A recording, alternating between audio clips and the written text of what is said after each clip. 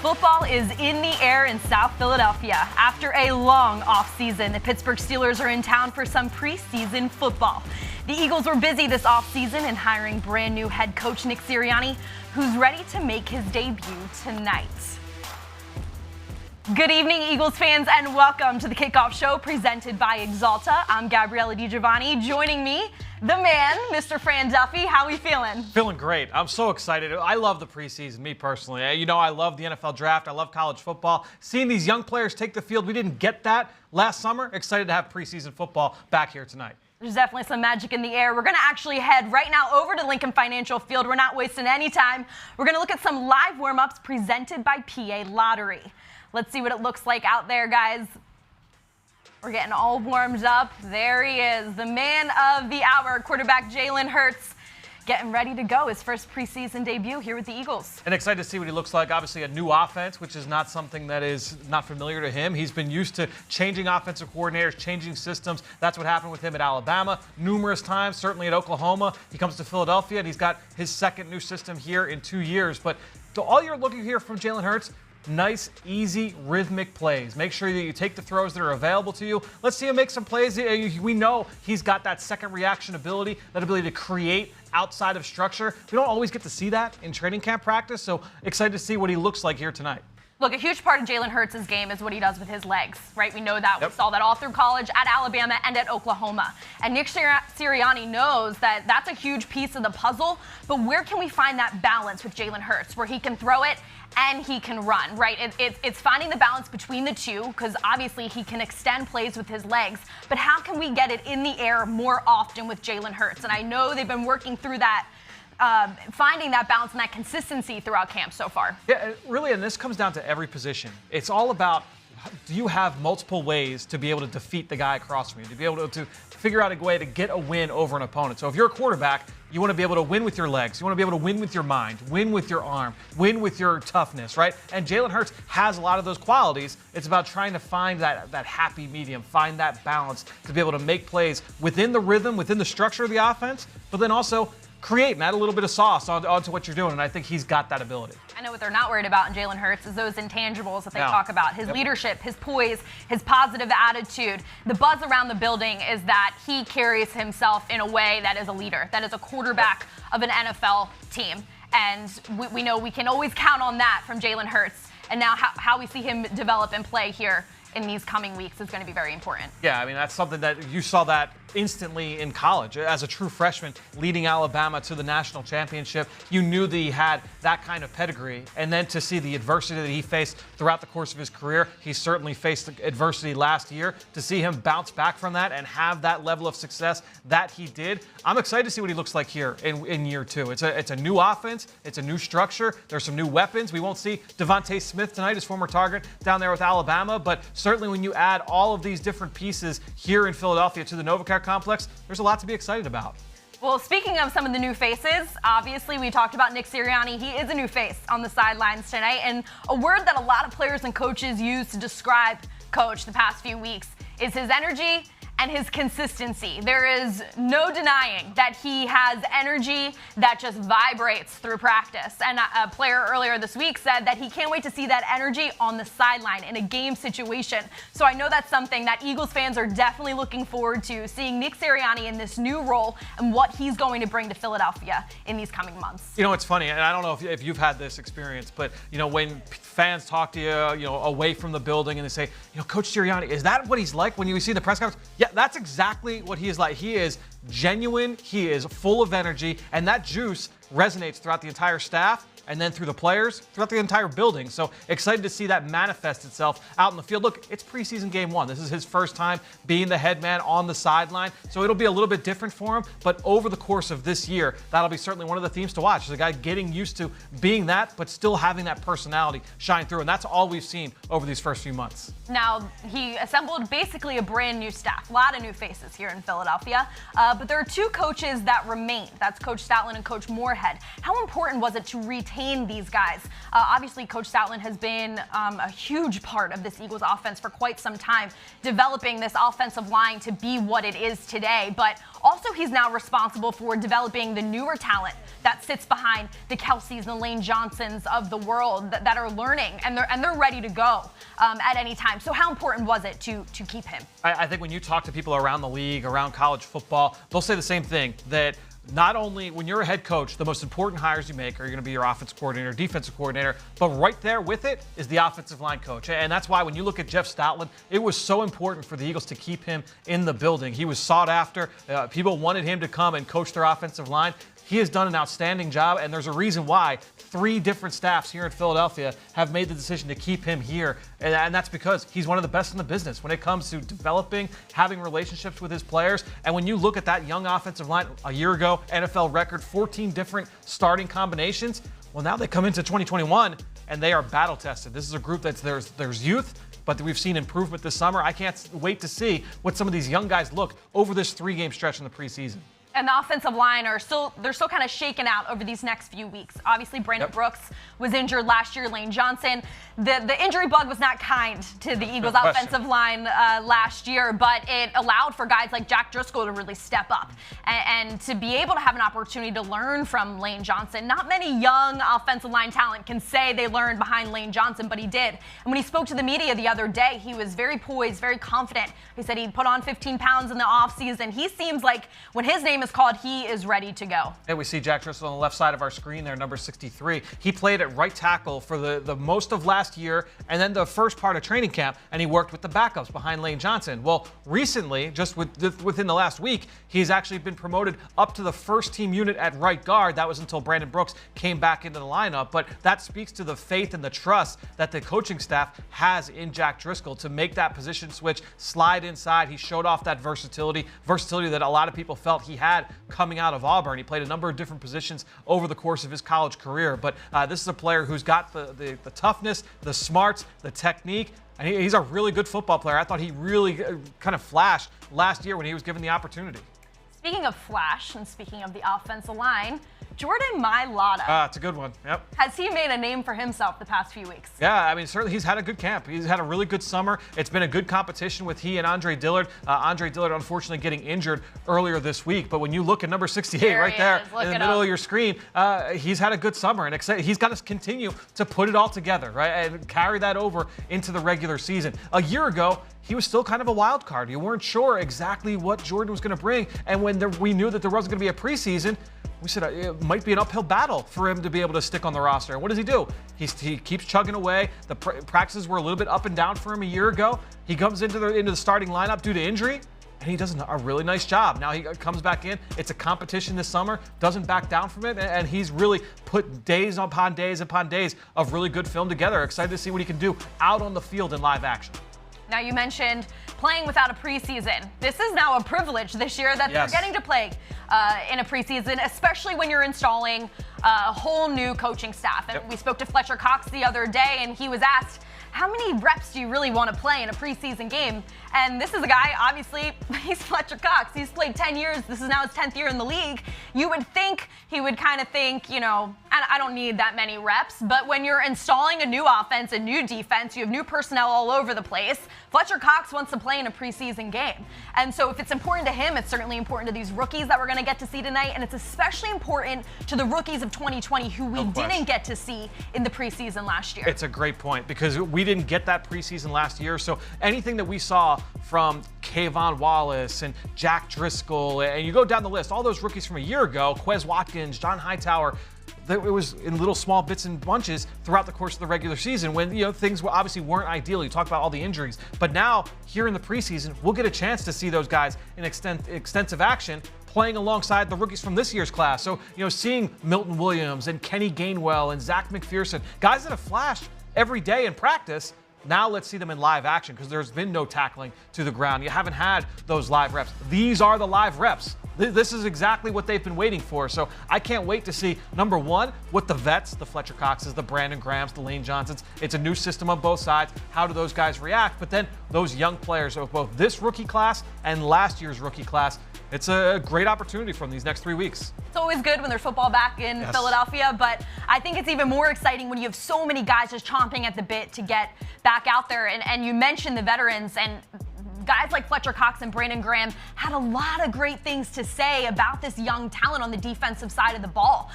Even on the offensive side of the ball, we asked Darius Slay, who's really been showing up in practice. He said Quez Watkins. He sat back astonished by what he's seen from that young receiver the past few weeks. So I think it's a great combination of young guys on this roster and then older guys who are really investing in the youth on this team, because there is a lot of inexperience, but in that inexperience comes guys who are absorbing this coaching, absorbing the scheme. They want to get out there. They want time to play. And older guys who are taking them under their wing, no pun intended, and they want to see them succeed. Yeah, and Darius Slay is a great example of that, because not only does he take the young corners and he'll go off to the side. He did it with Zach McPherson after a drill the other day, but he does it with the young veterans, the Craig James, even Steven Nelson. He'll go off to the side and go through some different things after a rep. But he also does it with the young receivers. I've seen him take John Hightower. I've seen him take Quez Watkins. You go up and down that wide receiver depth chart. We've seen Darius Slay have that kind of impact. And when we have that kind of veteran leadership,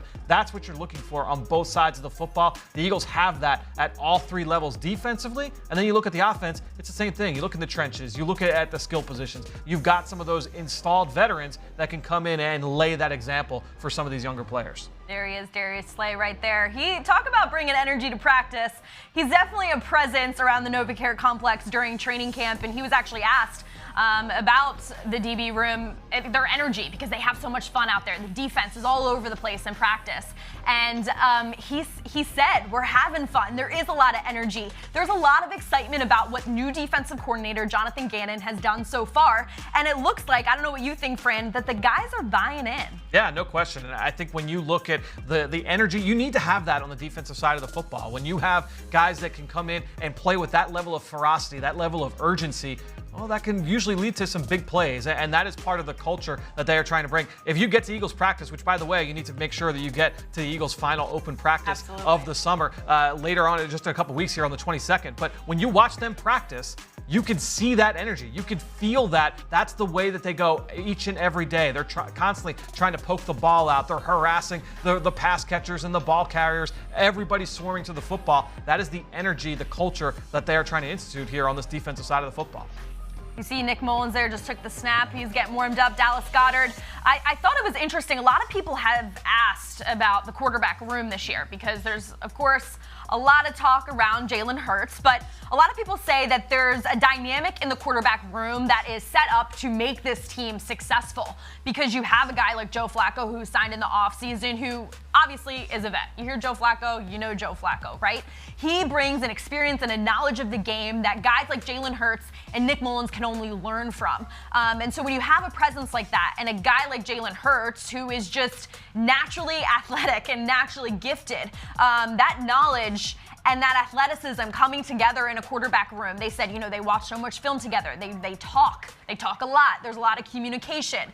That has to only be a good thing for this offense moving forward into the season. And people think it's just about, what happens on game days or between the lines. But when you have a presence like that, and it goes back to what we were saying about Darius Slay, it's practice habits. It's getting your body right in recovery. It's how you go about film study throughout the course of the week and getting yourself ready to be a part of the game plan and get ready for upcoming opponents. It's things you look for on film. So literally everything from A to Z, that's all covered when you have that kind of mentorship. And to me, that's why you get a veteran like a Joe Flacco. You talk about Darius Slay. Some of the guys, again, all over, up and down this roster, the Fletcher Cox and Brandon Graham, Lane Johnson, Jason Kelsey. These guys have that level of impact. Zach Ertz as well on these younger players. We just saw some of those running backs. What do we think about the running back room this year? We talked a lot with Boston Scott recently. He's feeling good. He's feeling confident. But there's a lot of guys on the roster for not many spots. No question. It's going to be one of the big competitions that we're going to see here in these games, because in practice, since you don't have that live tackling, you don't have those live periods. So, it's tough to gauge sometimes. You can see how a guy catches the ball or, how he moves in the open field, his athleticism, but how is he going to be able to navigate through traffic? How is he going to be up when dealing through contact and trying to break tackles? You don't always get a chance to see that. So being able to see not just Miles Sanders and Boston Scott, the guys that have been here, but seeing, obviously, Kenny Gainwell, who didn't play football a year ago. He opted out of the 2020 season.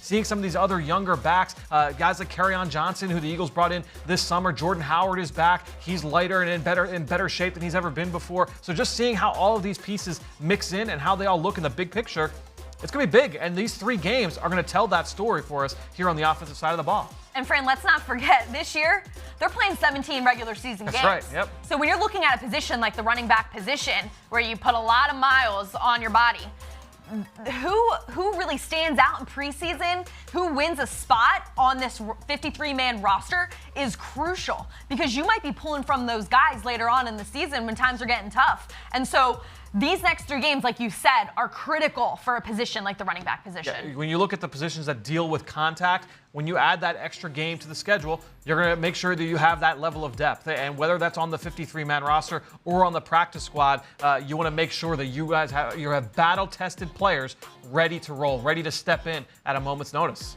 We're seeing that offensive line, defensive line, lining up, getting ready to go. It was nice the other day in practice to see Brandon Brooks and Fletcher Cox take a few snaps one-on-one. It felt like all was right in the world again.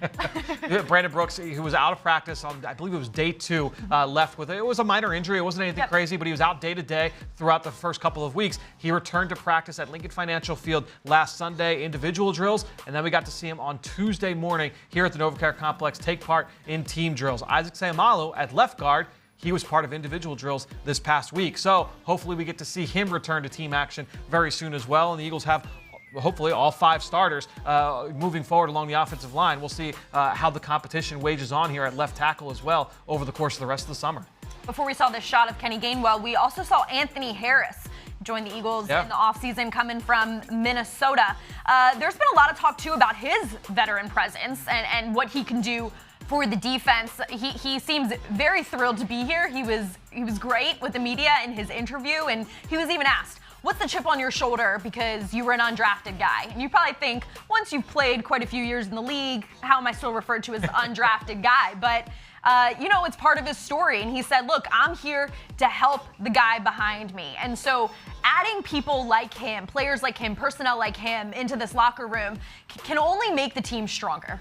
Yeah, and he's a guy, honestly, like, he comes in, he's on a 1-year contract. So, he's going to feel a little bit slighted from that as well. It's like, hey, I didn't get the attention on the free agent market that I was expecting when I went into this offseason. So I think when you look at Anthony Harris, the impact he can have, helping to teach this new defensive scheme. He's worked with Jonathan Gannon in the past in Minnesota. His presence, Eric Wilson's presence at linebacker, those guys are going to be invaluable, especially in the early days, the early weeks, as the Eagles install this new defensive scheme. We saw Brandon Graham out there getting hype. That's what we like to see. That's when we know football is definitely back. When you got BG in the middle, causing some ruckus, getting the guys ready to go. Honestly, I knew we were back in the building when I heard his laugh down the hallway. Can't miss it. Such an infectious laugh, and it just made me feel so good. It was like a warm hug welcoming me back to the NovaCare Complex, obviously from a far distance away. There's obviously a genuine feeling of being so excited for fans to be back, but truly I don't think there's a player more excited than Brandon Graham. When he's out at training camp, he can't get close to the players, but he's always answering them when they're calling his name, taking those socially distant selfies.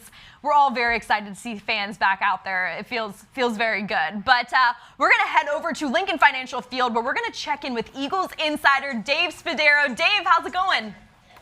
Gabriella, welcome to the crew. It's really great over here. It feels so much energy, so normal. Players just getting off the field right now, as you saw. And, I feel like, Sunday was kind of the preview, right? Like 26,000 fans here. And the players got a feel for what it's like to play in front of Eagles fans. And for those who've been here before, a reminder of just what it's like to have the energy here. So it's a very good atmosphere. Everybody's excited to see a new era begin. And by the way, a little inside information for you, because it's very hot and everybody wants to know. On-field temperature, mild 86 degrees. There we go. I was going to ask you that there, Beautiful. Dave. I do have a question for you, though. Every single day here at training camp, you are catching up with Eagles defensive players, Eagles offensive players. You're getting great interviews over on the Eagles Insider podcast. And I know recently you caught up with Eagles cornerback Darius Slay. So real quick, before we even talk about that interview, I want to ask you about that cornerback position. Obviously, one of the most talked about groups coming into this summer, into this training camp. What have you seen from this new group? Obviously, Darius Slay, but Avonte Maddox inside. You get Steven Nelson, the young rookie, and Zach McPherson, some other young veterans there. What have you seen from that entire cornerback group here so far through training camp? Well, let's just talk about what we thought about the group before training camp began. Major concerns. Where are we going to play Avonte Maddox? Who's going to be the other starter? opposite Darius Slay. So signing Steven Nelson changed the complexion of everything and just provides a lot of veteran legitimacy on the outside. Then you can move Avante inside where he's best suited. He's a good nickel cornerback. And I think they've been really competitive. There's a bunch of young players, Fran, as you mentioned. We've watched them in practice every day, behind Slay and behind Nelson and behind Maddox. And we're going to find out tonight. I mean, look, I always take a step back in training camp, especially when there are no live periods. So tonight is going to be a real period of discovery for every facet of the defense. The cornerbacks, way too many big plays last year. What Jonathan Gannon wants to do is create pressure up front and take the football away on the backside. So that is something to look forward to. That is a key Nick Sirianni metric, that giveaway takeaway ratio. The winning teams are on the plus side in a big way in that ratio. All right, Dave, well, we're going to listen to a piece of your interview that you conducted with Darius Slay this week to hear about the DB's room. Really solid out here. Yeah, man, it's a great man. We always felt that Vontae needed to be in the slot, but but he was the only one that's at that time was very consistent last year at playing outside at that time. But yeah, but bringing Nelson in, man, help, man, veteran guy, and he's competing, man, at every level. And with Rob being a veteran guy, Ant being a veteran guy, so we got a lot of good veterans that been in big time games and in clutch moments. So and we got a lot of non-gun guys that can feed off us, and we're doing a good job right now training them for it. So it's a solid group, man. We working and we all believe in each other. That's the main thing. The main goal is we all believe in each other. We all want nothing but the best for each other, and that's how the room need to be successful. Dave, that's just a piece of one of the many wonderful interviews you've conducted throughout training camp. Is there any other takeaways from that interview with Darius Slay that fans would be interested in knowing? Yeah, I mean, Slay and I went deep. I'd never met him face-to-face, having been remote last year. So it was actually interesting. He looked a little thinner than I thought, more lean than I expected him to look up close. And we talked a lot about him and the life-altering experience he had at 15 years old, becoming a father, and how it has shaped everything that he has done from that point forward. The positive attitude that he brings, the competitive nature that he brings, and that's what this defense needs. They need to get after it. Too soft in the last couple of years here. Let's see if the snarl is back in this Eagles defense, and that happens at the cornerback position as well. Takeaways, so important. Well, we're going to turn the page to the game. Dave, what are you looking for tonight? I mean, look, there's a lot of things I'm looking for, but it really boils down to this, right? Like, there's 90 players on the roster. You got to get down to 53. We haven't seen tackling. We kind of come into this game, let's be honest, with a kind of an understanding that we really don't know a lot about the Philadelphia Eagles. We don't know what Nick's going to call. We don't know enough about Jalen Hurts. We get Brandon Brooks back on the field tonight to work with Lane Johnson. So I want to see players start to make that move to earning that 53-man roster spot.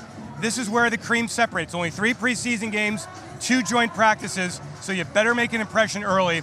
And while the starters will be out there for 1 or 2 series, the majority of this game is going to be played by players trying to win a roster spot. So that's always really exciting to see how they play. And look, we want to see a clean game, right? False starts, all those penalties, keep the mental mistakes to a minimum. I think you hit on a number of things there, Dave. The defense, of course, one thing, the defense, of course, is so important. I mean, as you mentioned, so many different things there that you want to be able to see from this football team. Obviously, the win-loss doesn't necessarily mean anything. It's about the quality of play. Is there something specifically about between the lines that you're looking for here tonight? I mean, look, competitively, like, I want to see how the Eagles get in and out of the huddle, how the play call goes in from Nick to Shane Steichen to the quarterback. I want to see how the defense, get a sense of what Jonathan Gannon is trying to run with this defense. We think it's going to be more pressure. There's going to be more interchangeable parts. We've heard all of that.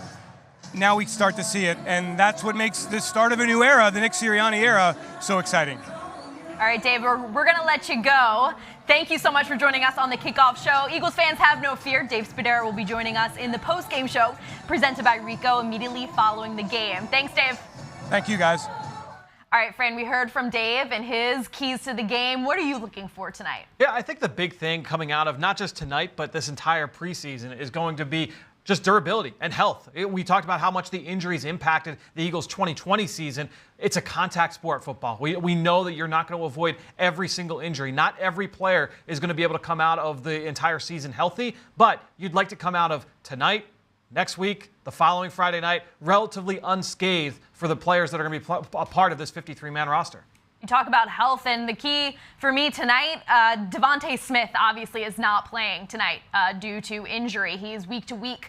But what that says, though, is how are the younger receivers going to respond to that? I say younger. Devontae is the youngest of the group. But in terms of experience and getting time, this is similar to the running back position where there's a lot of guys on the roster right now, but who is going to secure a spot on this 53-man roster? And when you remove Devontae Smith from that equation, you know, he's the big name of the group. Who's going to respond? Who's going to step up? Nick Sirianni said earlier in the week that when the lights come on, players rise to the challenge. So it's going to be very interesting over these next 3 games to see from that wide receiver room who rises to the challenge. Yeah, it's a big opportunity for all these guys. And we've seen so many of these young players, whether it's Quez Watkins and John Hightower has had his moments, Travis Fulgham, certainly Jalen Reagor has had some of the most outstanding catches in all of camp. So it's going to be a good opportunity. Let's see who shines here when the lights are on.